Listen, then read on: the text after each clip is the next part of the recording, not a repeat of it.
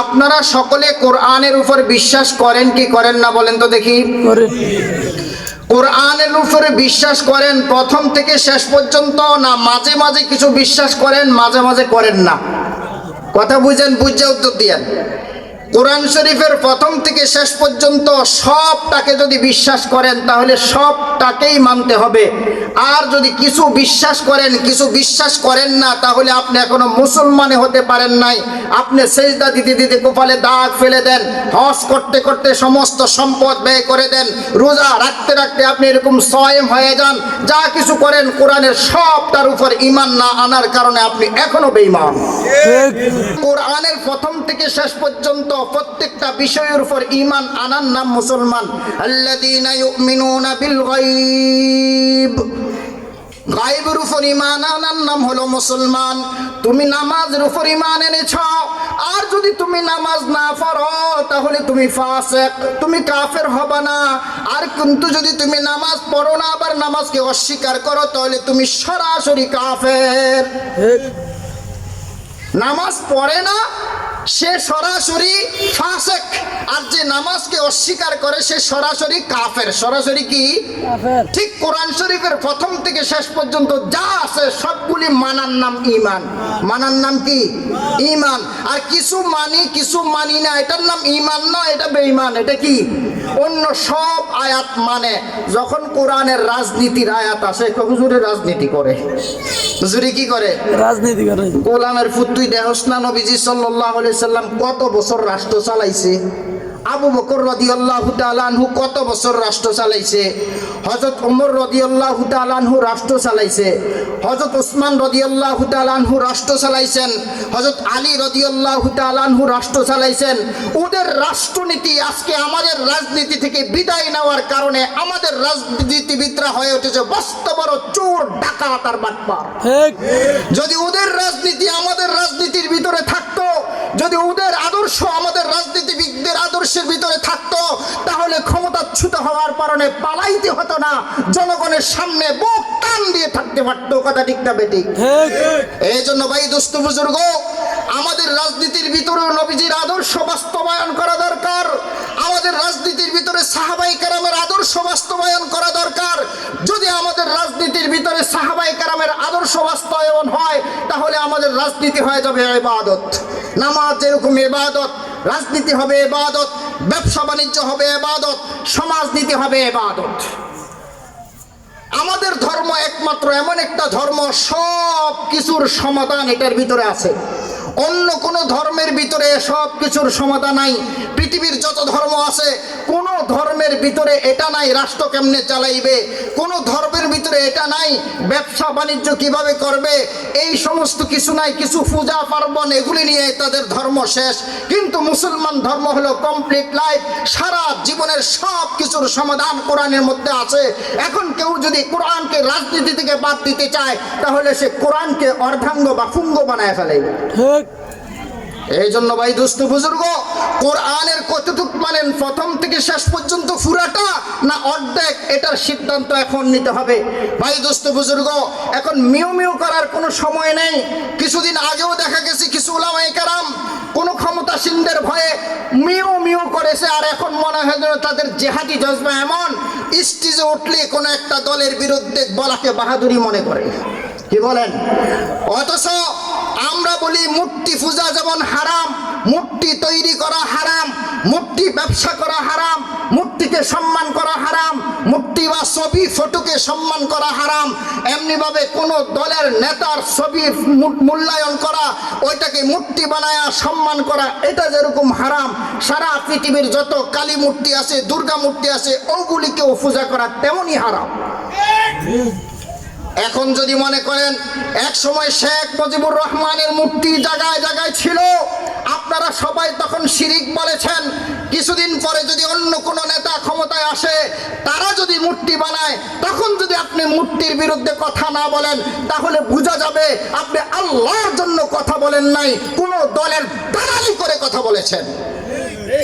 কথা ঠিক না বেঠিক? শেখ মুজিবের মূর্তি যেরকম হারাম, জিয়াউর রহমানের মূর্তিও হারাম, এরশাদের মূর্তিও হারাম, ফিরসাবের মূর্তিও হারাম, বাবার মূর্তিও হারাম, আপনজনের মূর্তিও হারাম,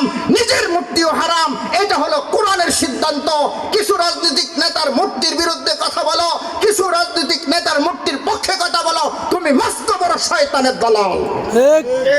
কোরআনে হারাম সমস্ত মূর্তি হারাম, নাকি কিছু মূর্তি হারাম কিছু মূর্তি আছে? এক সময় দেখা যায় অফিসের মধ্যে ছিল শেখ মুজিবুর রহমানের ছবি, পাশে ছিল তার ছেলের ছবি, তার মেয়ের ছবি, এক পাশে ছিল তার নাতির ছবি। এখন দেখা যায় ওই জায়গার ভিতরে এক জায়গার জিয়াউর রহমানের ছবি, পাশে খালেদা জিয়ার ছবি, আরেক ভাবে তারেক জিয়ার ছবি। তো যেই লাউ হেই কদুই দইল, কেউ যেই লাউ হেই কদুই তো হইল। এটার নাম আন্দোলন নয়। আমরা কোন দলের দালালি করি না। ইসলামের বিরুদ্ধে যে বলবে তাকে কোনোদিন ছাড়ি না। আমাদের নাম ওলামায়ে কেরাম। কথা বুঝে আসছে ভাই? আমি বলবো সারা পৃথিবীর মধ্যে বর্তমানে ইসলামের গণজোয়ার শুরু হয়েছে। সারা পৃথিবীতে যতগুলি স্বৈর শাসক ছিল একজন একজন করে পতন শুরু হয়েছে। ও যুবকরা, হাল ধরো।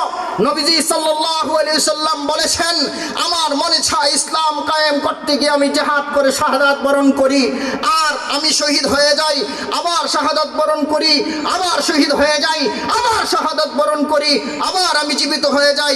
এরকম ভাবে আমি শহীদ হব, আবার জীবিত হব, আবার শহীদ হব, আবার জীবিত হবে।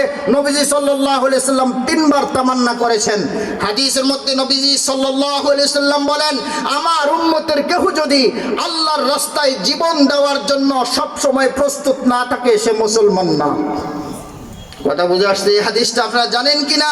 কোন ব্যক্তি যদি শাহাদাতের তামান্না না করে, শাহাদাত মানে আল্লাহর জমিনে আল্লাহর দ্বীন কায়েম করার জন্য প্রয়োজনে আমি জীবন দিয়ে দিব, এটার নাম হলো শাহাদাত। এটার নাম হলো কি? শাহাদাত। এখন তো দুই দলে মারামারি লাগছে, বাস বিজয়পুর বাজারে হরতাল ডাক দিয়া গাড়ি ভাঙতে গেছে, আরেক দলে ফিরে মেরে গেছে, শহীদ হয়ে গেছে। তাতে শহীদ হয়েছে, কি হয়েছে? এরকম ভাবে আমি এক জায়গায় দেখছি এক হিন্দুর নামের আগে শহীদ। কেমনে শহীদ হইল? হ্যাঁ, মুক্তিযুদ্ধের সময় শহীদ হয়েছে। আরে কোন হিন্দু আবার শহীদ হয় নাকি? যদি শহীদ হইতে হয় সে মুসলমান হতে হবে। হিন্দু যেরকম হাজি হওয়া যায় না, হিন্দু যেরকম নামাজি হওয়া যায় না, হিন্দু যেরকম ভাবে রোজাদার হতে পারে না, তেমনি ভাবে হিন্দু কোনোদিন শহীদ হতে পারে না। এই জন্য ভাই দোস্ত বুজুর্গ বলতে চেয়েছিলাম, আমরা কোরআনের কিছুটা নাম মানি না পুরাটা মানি? পুরাটা মানি।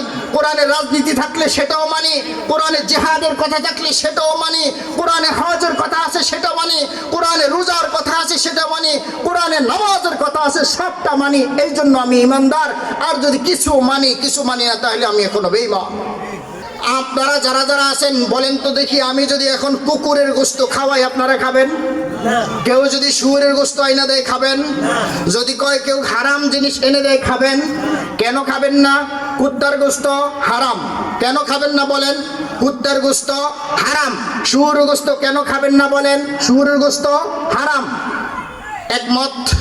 আমার সাথে এই কথা একমত? দেখি আমি ফেস দিয়া ধরি, ছুটতেন পারেন না দেখি। যদি কুত্তার গোশত আল্লাহ হারাম করছে, আল্লাহ না খান, তাইলে সুদ তো আল্লাহ হারাম করছে, সেটা খান কা? কিন্তু কুত্তার গোশত যে আল্লাহ হারাম করেছে, শুয়োরের গোশত যে আল্লাহ হারাম করেছে, মরা গরু যে আল্লাহ হারাম করেছে, ওই আল্লাহ তো সুদও হারাম করছে।